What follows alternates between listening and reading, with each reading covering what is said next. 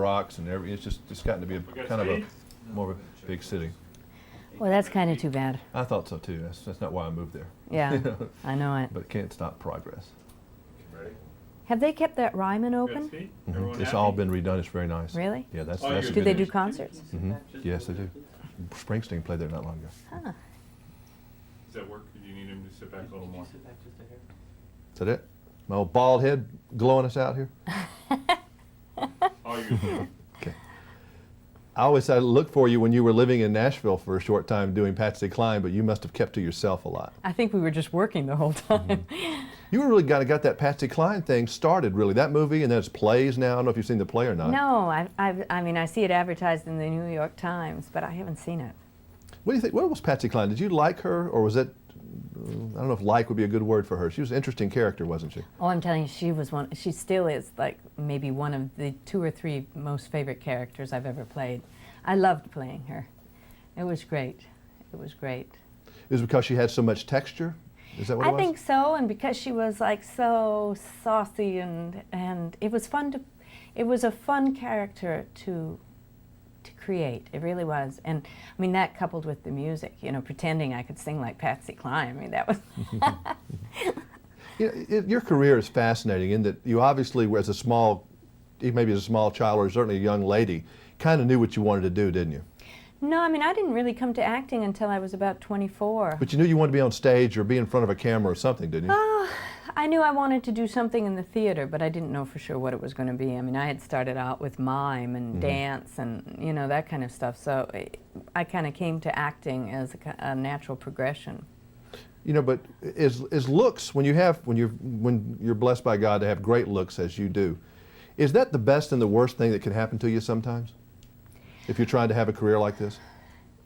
Well, in the beginning, I think, you know, I mean, I was really careful to shy away from those kind of parts early on, and to really try to find character roles more than anything else, and a wide variety of different kind of characters.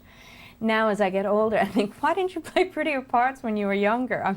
Yeah, you kind of ran away from being the babe. I mean, Yeah. I'm going really quickly through all your movies, and it's never, you're always attractive and you're sexy, but you were never the babe, so to speak. No, but you know, what can you do with those parts? I don't know what you would do with them. I mean, I've got to have a part that really keeps my interest, because I'm by nature lazy. So if there's, if it's not there on the page every day, I just tend to kind of Are you a lose competitive? interest. Does your personality include competition? Are you a very competitive woman? Oh, I suppose to some degree I am. Yeah, I don't like to think of, I mean, I was more when I was younger, but I don't really think of myself as being terribly competitive. Are you comfortable in those type of situations where awards come up and you're running against 4 of your classmates, so to speak? Well, yeah, I don't know. You know, those things, those are always uncomfortable situations. I don't know how you get around them. It's kind of too bad, you know, that it turns into a horse race, but that's what happens. It's the nature of the beast. You said Patsy Cline was one of your favorite characters. Who was your most favorite character? Probably Blanche Dubois. I don't know, for some reason. Yeah, people keep coming back to her anyway. That's a very rich part. Yeah, it is. It's bottomless. You know, as I watched you and Michelle appear in this movie, it's a shame that they would have to give an award to one or the other if they were going to do it. It's a shame you can't just kind of go up there as Siamese twins and take kind of one that is joined together or something, because one doesn't really upstage the other, if you know what I mean.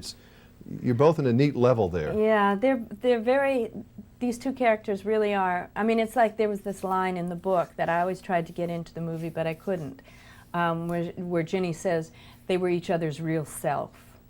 And I always felt that that was the nature of that relationship, you know.